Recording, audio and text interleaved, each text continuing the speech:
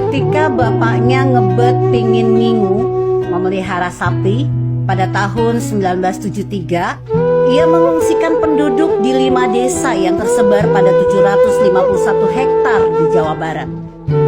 Ketika si bungsu ngebet pingin bangun resort, tahun 1996 perusahaan yang dimiliki oleh si bungsu mengusir penduduk desa dari tanah mereka di Pulau Bali untuk membangun sebuah resort seluas 650 hektar. Ketika anak tertua ngebet pingin bisnis, padahal kata ibunya dia nggak pintar bisnis. Tahun 1988 Departemen Sosial jualan lotre, yakni judi yang disahkan negara dan berlangsung hingga tahun 1993 dan penanganannya dilakukan oleh perusahaan si sulung. Gak mau kalah, putra keduanya meminta agar gula yang dimonopoli Bulog harus melewati dirinya. Jadilah dia tukang stempel dan komisi mengalir deras hanya gara-gara cap saja.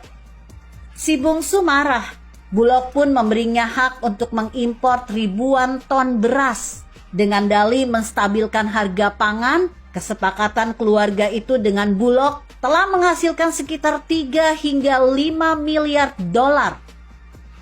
Pengen punya jalan tol, putri pertamanya langsung mendapat proyek raksasa, jalan tol dalam kota.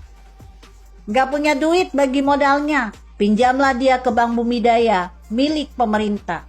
Ketika pejabat tertinggi bank itu menolak, bubar sudah masa depan orang itu. Dia langsung dipecat.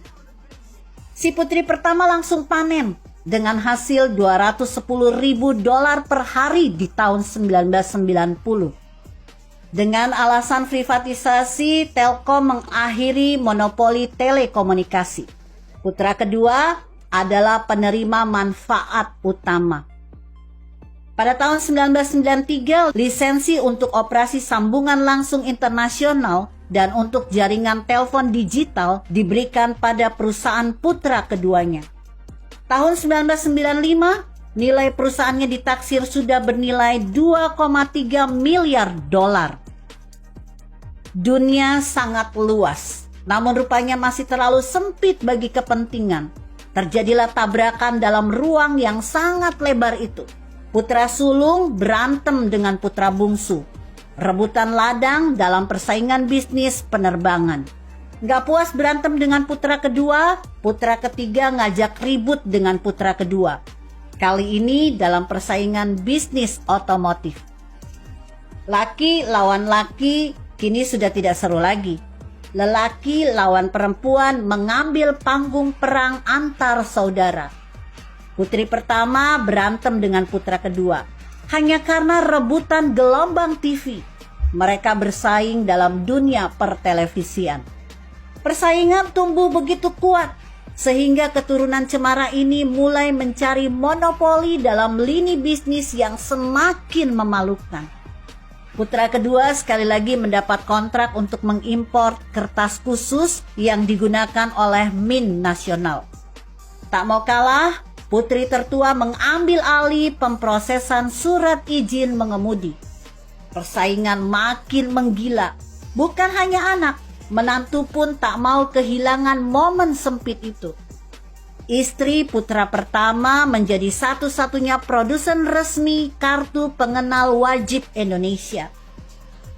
Tahun 1996, cucu lelaki, anak putra tertua, merancang sebuah skema untuk menjual stiker sebesar 0,25 dolar sebagai bukti pembayaran pajak untuk setiap botol bir dan alkohol yang dikonsumsi di Indonesia.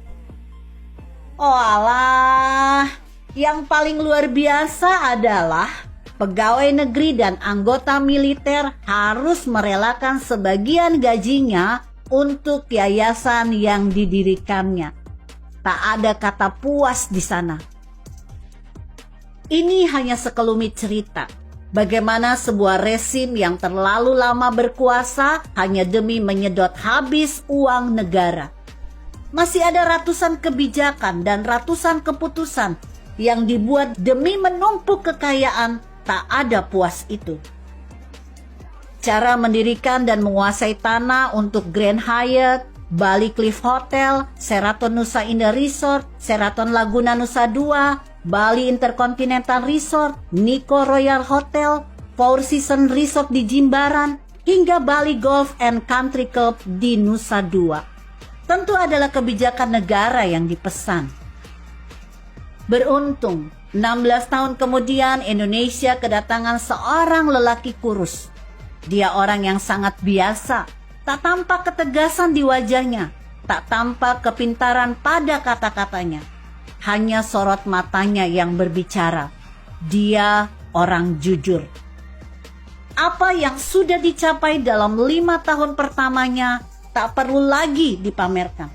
Terlalu banyak capaiannya. Sungguh beruntung nasib bangsa ini. Penjarahan oleh oknum yang mengatasnamakan negara di masa lalu secara perlahan akan dikembalikannya. Sampai kapan?